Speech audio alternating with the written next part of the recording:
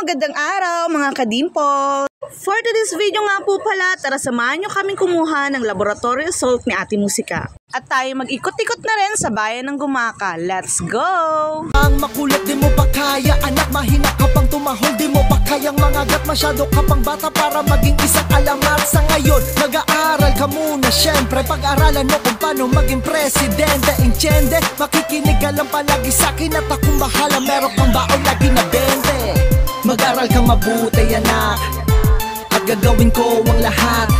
Makapagtapos ka lang para balang araw ang buhay mo ay masaya. At ayan nga mga kadimpos, dinaan na nga ako ni Boss Tito sa eskinita, paikot-ikot na kami. Hindi nga kami makadaan sa sentro dahil wala akong helmet. Kaya sabi ko kay Boss, bago pa ako mahilo, idaan niya na muna ako sa bilihan ng helmet. At andito na nga kami sa bilihan ng helmet. At ito nga ang gustong helmet ni Kadimpos, yung nakakahinga daw siya. Nakapili na nga si Kadimples, color pink. Parang pang bisikleta naman yan, Kadimples. Muntik pa nga lumarga si Kadimples nang may tagpa ang helmet. Papunta na nga kami sa hospital kung saan nilaboratory sa Ate Musika. Nagtanong na nga rin dito si Kadimples sa mga mababait na tagabantay kung saan daw pwedeng kunin ang result. Dumiretso na nga si Kadimples para kunin ang result ng laboratory ni Ate Musika. Wow! At pagkatapos nga makuha ang result, dumiretso na si Kadimples dito para hulugan ng motor. Sayang naman ang bagong helmet ni Kadimples kung mababatak ang motor. No. At dumiretso na nga si Kadimples dito sa palengke para bilhin ng black shoes ni Ate Musika. Humili nga muna si Kadimples ng palamig at nadidehydrate na daw siya sa uhaw.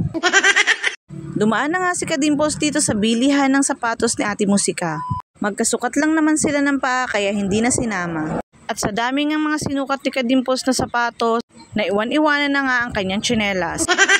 At pagkatapos nga bumili ni Kadimples ng sapatos ni Ate Musika, dumiretso na rin siya dito sa bilihan ng aircon. Wow! Hindi na daw niya kinakaya ang sobrang init ng panahon. Ito nga palang napili ni Kadimples na aircon ay nalamig lang daw sa madaling araw.